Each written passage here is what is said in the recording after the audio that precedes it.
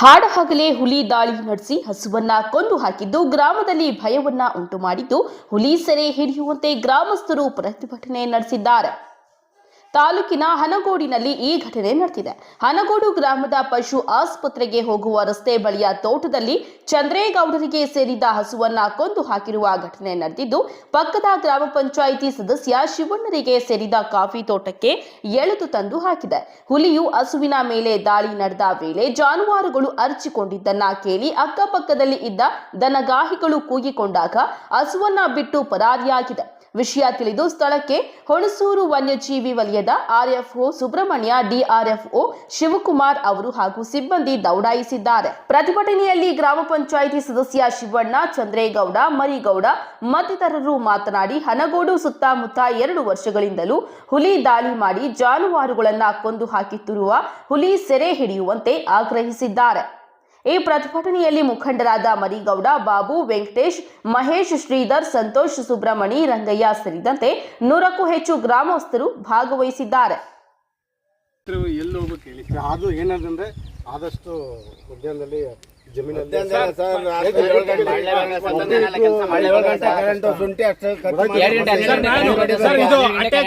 Just 10 ನಿಮಿಷ ಮುಂಚೆ ಅಷ್ಟೇ, 10 ನಿಮಿಷ ಮುಂಚೆ ಮೋಟರ್ ಆನ್ ಆಗಿದೆಯಾ ಅಂತ ಹೇಳಿ ಆ ಸ್ಪಾಟ್ ಬಂದಿದ್ದೀನಿ. ನಾನು ಇನ್ನೊಂದು ಮೋಟರ್ ಹತ್ರ ಹೋಗಿದ್ದೀನಿ. ಆ ಕ್ಷಣದಲ್ಲಿಂದ ನಂಗೆ ಫೋನ್ ಬಂತು, ಶಿವಣ್ಣರು ಎಲ್ಲಿದ್ದೀರಿ ಅಂತ.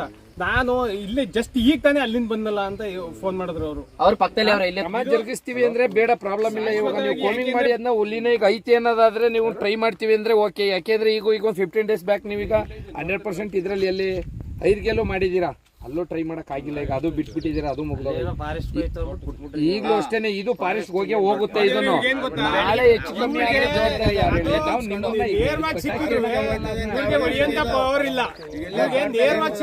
ಹೊಡೆಯಂತ ಪವರ್ ಇಲ್ಲ. ಹೌದು, ಸರ್ಕಾರದ ಲೆವೆಲ್ಗೆ ಇದು ಮುಂದೆ ಹೋಗ್ಬೇಕು. ಇದು ಹೌದು, ಸತ್ಯ. ಇವ್ರಿಗೆ ನೇರವಾಗಿ ಸಿಕ್ಕಿದ್ರು ಈಗ ಶೂಟ್ ಮಾಡುವಂತ ಪವರ್ ಇಲ್ಲ. ಹುಲಿ ಸಂರಕ್ಷಣಾ ಇದೆ, ಅದರಿಂದನೇ ಒಂದು ಪರ್ಮಿಷನ್ ಆಗಿ ಅವರೇ ಈಗ ಒಂದು ಕೊಂಬಿನ ಮಾಡ್ಬೇಕಲ್ವಾ ಸರ್? ಇದು ಅವ್ರಿಗೇನು ಅಂದ್ರೆ ಒಬ್ರು ಮನುಷ್ಯ ಯಾರು ತಿರೋದ್ರೆ ಮಾತ್ರ ಮಾಡ್ತಾರೆ.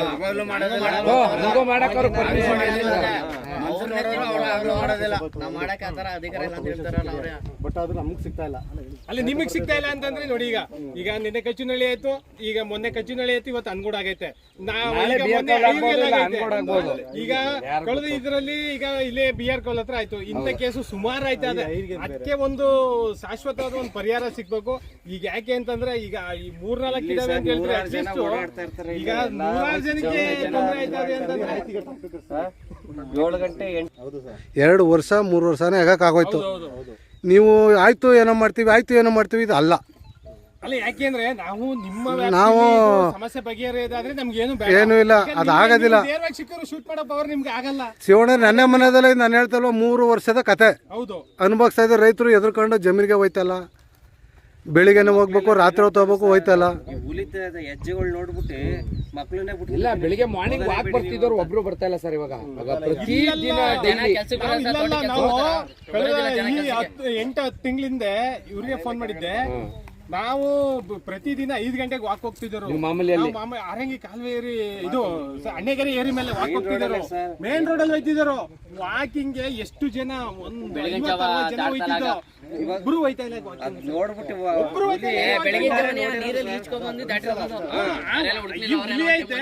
ನಾವೇ ಹೋಯ್ತಾ ಇಲ್ಲ ವಾಕಿಂಗ್. ಈಗ ನಾವೇ ನಿಲ್ಸ್ಬಿಟ್ಟು ಒಂದು 50 ಜನ ಹೋಯ್ತಿದ್ವು ವಾಕಿಂಗು.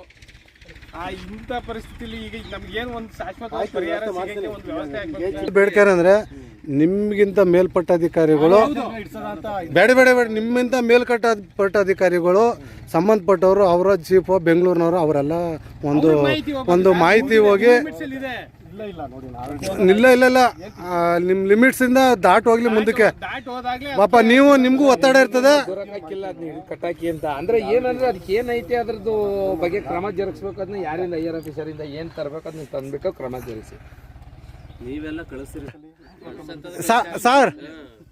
ಸರ್ ಸಾಹೇಬ್ರೆ, ನೀವು 3 ವರ್ಷದಿಂದ ಅದು ಮಾಡ್ತಾ ಇದೀರಿ, ಆದ್ರೂ ಅದು ಫಲ ಕೊಟ್ಟಿಲ್ಲ ಅಂದಾಗ ನಾವೇನ್ ಮಾಡ್ಬೇಕೀಗ? ನೀವು ಇದೇ ಕೆಲಸ ನೀವು 3 ವರ್ಷದಿಂದ ಮಾಡ್ತಾ ಇದ್ರಿ, ಅಜ್ಜೆ ನೋಡೋದು ಕಳ್ಸೋದು. ಕಡಿಮೆ ಆಗಿತ್ತು. ಹಾ ಕೂಂಬಿಂಗ್ ಎಲ್ಲ ಮಾಡಿ ಸರ್ ನಮಗೆ ಹಾ ಹೇಳಿ. ರೋಡ್ ಸೈಡ್ ಇಬ್ರದ್ದು ಕಾಟು ಒಟ್ಟಿಗೆ ಹೊಡಿತೀನಿ ನೋಡಿ ಒಂದು ದಿನ, ಅದೇ ಲಾಸ್ಟ್. ಅದಾದ್ಮೇಲೆ ಆಲ್ಮೋಸ್ಟ್ ಕಂಟ್ರೋಲ್ ಆಯ್ತು. ಸರ್ ಇದ್ರ ಬಗ್ಗೆ ರೈತರುಗಳಿಗೆ ಮಾಹಿತಿ ಇದೆ. ಪ್ರತಿದಿನ ವಾರಕ್ಕೊಂದಪ್ಪ 3 ದಿನಕ್ಕೊಂದಪ್ಪ ಇಲ್ಲೋಯ್ತು ಅಲ್ಲೋಯ್ತು ಇಲ್ಲಿ ಬಂತು ಅಂತ ಚರ್ಚೆ ನಡೀತಾನೆ ಇದೆ. ಪಾಪ ನಿಮಗೆ ಮಾಹಿತಿ ಇಲ್ಲದೆ ಇರ್ಬೋದು. ನಿಮಗೆ ಮೇಜರ್ ಆದಾಗ ನಿಮ್ಗೆ ವಿಚಾರ ಬರ್ತದೆ, ಬರ್ತೀರಿ. ಅಲ್ಲಲ್ಲ, ನಿಮಗೆ ಮೇಜರ್ ಆದಾಗಲೇ ನಿಮ್ಗೆ ವಿಚಾರ ಬರೋದು. ಸಣ್ಣ ಪುಟ್ಟಾಗ ಅಲ್ಲೋಯ್ತು ಇಲ್ಲೋಯ್ತು ನಾವು ಅಜ್ಜ ನೋಡ್ದು ಅನ್ನೋದೆಲ್ಲ ಬರೋದಿಲ್ಲ ನಿಮಗೆ. ಸಣ್ಣ ಪುಟ್ಟಾಗ ಇಲ್ಲಿ ಪಾಸ್ ಆಯ್ತು